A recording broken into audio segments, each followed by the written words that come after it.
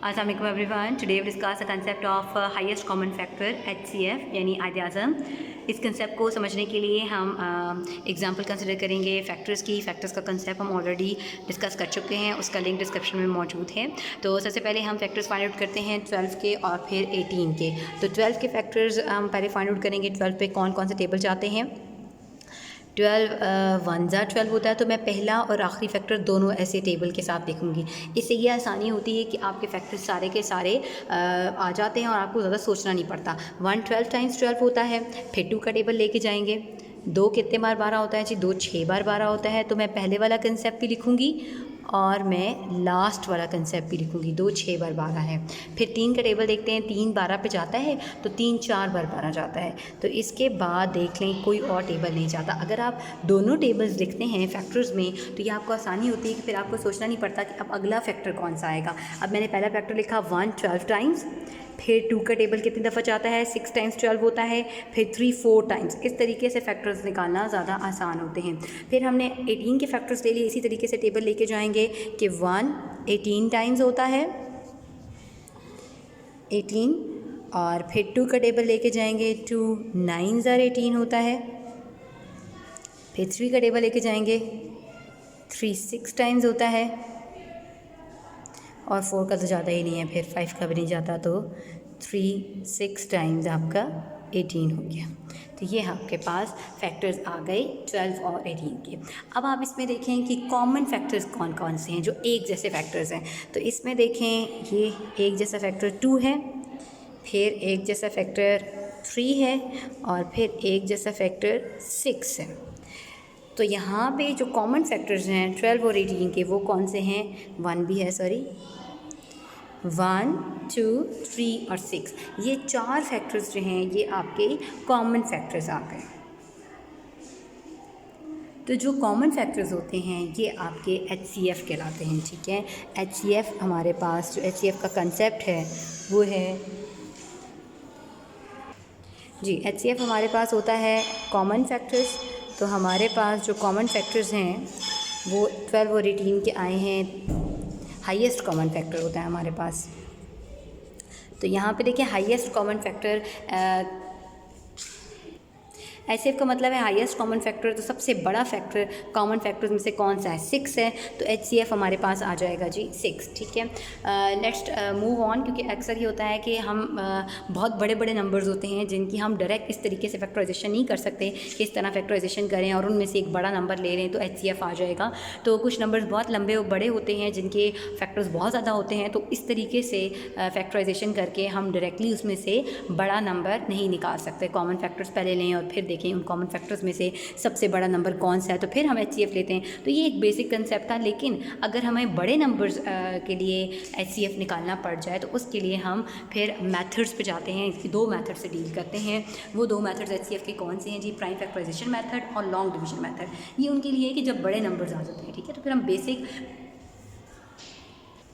Let's talk about prime factorization method. Prime factorization method में हमने example consider की 72 48 और 32 का हम HCF निकाल रहे हैं। तो HCF by prime factorization method हम करेंगे। इसमें प्राइम फैक्टर से ये प्राइम फैक्टर्स का हमने अभी ये कंसेप्ट भी आपका लिंक दिया हुआ है, डिस्क्रिप्शन में मौजूद है कि हमने किस तरीके से डिवीजन मेथड के लिए प्राइम फैक्टराइजेशन का कंसेप्ट किया था, फैक्टराइजेशन बाय डिवीजन मेथड। तो यहाँ पे HCF में पहले हम फैक्टराइजेशन बाय डिवीजन मेथड करेंगे और फिर डिवीजन से जो फैक्टर्स आएंगे कॉमन फैक्टर्स, उनमें हम देख लेंगे कि वो उनकी जो प्रोडक्ट होगी फिर वो HCF आ जाएगी, ठीक है। तो सबसे पहले हम HCF 72 का ले रहे हैं by division method of factorization. तो सबसे पहले मैं 2 का टेबल लेके जाऊँगी। 2 3 ज़ा 6, 2 6 ज़ा 12, 2 1 ज़ा 2, 2 8 ज़ा 16, 2 9 ज़ा 18, फिर 3 3 ज़ा 9, 3 1 ज़ा 3। तो ये आपके पास इसकी प्राइम फैक्टराइजेशन 72 की डिवीजन मेथड से कंप्लीट हो गई है। फिर 48 की करेंगे। 2 2 ज़ा 4, 2 4 ज़ा 8, 2 1 ज़ा 2, 2 2 ज़ा 4, 2 6 ज़ा 12, 2 3 ज़ा 6 और फिर 3 1 ज़ा 3। इस तरीके से 132 पे फिर पहला प्राइम नंबर 2 का टेबल लेके जाएंगे। तो सबसे पहले हम देखते हैं कि पहले प्राइम नंबर कौन सा चाहता है, ठीक है। तो मोस्टली जो इनके लास्ट नंबर जो है वो इवन है, तो उन पे 2 का टेबल ही जाएगा, ठीक है। तो द फर्स्ट या लोएस्ट जो प्राइम नंबर है वो 2 है, फिर उसके बाद 3, फिर 5, फिर 7। तो इस लिहाज से फिर हमने प्राइम नंबर्स लेने होते हैं। तो पहला हम 2 का टेबल लेके जाएंगे जी। 2 6 ज़ा 12, फिर 2 6 ज़ा 12, 2 3 ज़ा 6, 2 6 ज़ा 6, और फिर 3 11 टाइम्स 33, और 11 1 ज़ा 11। तो ये हमने 72 के पहले प्राइम फैक्टर्स लिख लिए, उसके बाद हमने 48 के प्राइम फैक्टर्स लिखे, और फिर 132 के। अब इनमें देखें, इनमें कॉमन फैक्टर्स कौन से हैं जो एक जैसे हैं। 2 एक जैसा है, फिर आगे भी तीनों में 2 आ रहा है कॉमन, फिर 3 एक जैसा है। तो ये 3 हमारे पास कॉमन फैक्टर्स आ गए। 3 कॉमन फैक्टर्स हैं, इनको मल्टीप्लाई करें 12 आ जाएगा। तो HCF क्या है, प्रोडक्ट ऑफ कॉमन फैक्टर्स है, दैट इज़ 12। तो इन 3 नंबरों का 72, 48 और 132 का जो प्रोडक्ट ऑफ कॉमन फैक्टर्स था वो 12 था। तो HCF क्या आ गया, 12 आ गया। Now move forward for the long division method. अब यहाँ पे भी बहुत बड़े बड़े नंबर्स हैं, तो उनको अगर हम प्राइम फैक्टराइजेशन से भी सॉल्व नहीं कर सकते, तो फिर उनके लिए एक और मेथड है जो कि है लॉन्ग डिवीजन मेथड का। तो HCF by long division method क्या होता है, हमने कैलकुलेट करना है 324 और 928 का। तो जब हम इनको डिवाइड करते हैं, तो जो बाहर वाली चीज़ है ना, ये डिवाइज़र कहलाती है, और जो अंदर चीज़ है, अच्छा, वो डिवाइडेड है। अब अंदर कौन सी रखेंगे, बाहर कौन सी रखेंगे नंबर, ये कन्फ्यूजन होती है। तो ये ज़हन में रखिएगा कि जो नंबर बड़ा है वो हमेशा डिवाइडेंड होगा जो अंदर रखेंगे, और जो नंबर छोटा होगा उनमें से वो डिवाइज़र होगा, वो डिवाइड करेगा। तो हमने 324 को 2 टाइम्स डिवाइड किया तो 648 आया। अब जो चीज़ डिवाइड, ये जो आंसर आ रहा है ये क्वोशंट है, ठीक है, और ये जो चीज़ बच रही है ये इसका रिमाइंडर है। अब जो रिमाइंडर बचा है ना, ठीक है, अब ये देखिए रिमाइंडर डिवाइज़र से छोटा है, तो अब मज़ीद डिवाइड नहीं हो सकता। तो क्या करते हैं, लॉन्ग डिवीजन मेथड में जो ये रिमाइंडर बचता है वो फिर बन जाता है डिवाइज़र, और जो डिवाइज़र होता है वो बन जाता है डिवाइडेंड, ठीक है। उसको अंदर आप लिख देते हैं। अब 281 टाइम्स जाएगा, तो ये हमारे पास रिमाइंडर बन रहा है 44। अब 44 क्या बन जाता, छोटा है 280 से, ये बन जाएगा डिवाइज़र, और 280 बन जाएगा डिवाइडेंड। अब 44 6 टाइम्स गया, अब हमारे पास 264 आ गया, 16 बचा, 16 अब आ गया, ये रिमाइंडर था, अब ये डिवाइज़र बन गया, 44 जो है वो डिवाइडेंड बन गया। 16 2 सा 32 है, तो 44 में से 32 निकालें तो 12 बचते हैं। अब 12 आपका रिमाइंडर बना था, लेकिन क्योंकि 16 से कम है, 16 अंदर आ जाएगा, डिवाइडेंड बन जाएगा, और 12 जो है वो डिवाइज़र बन जाएगा।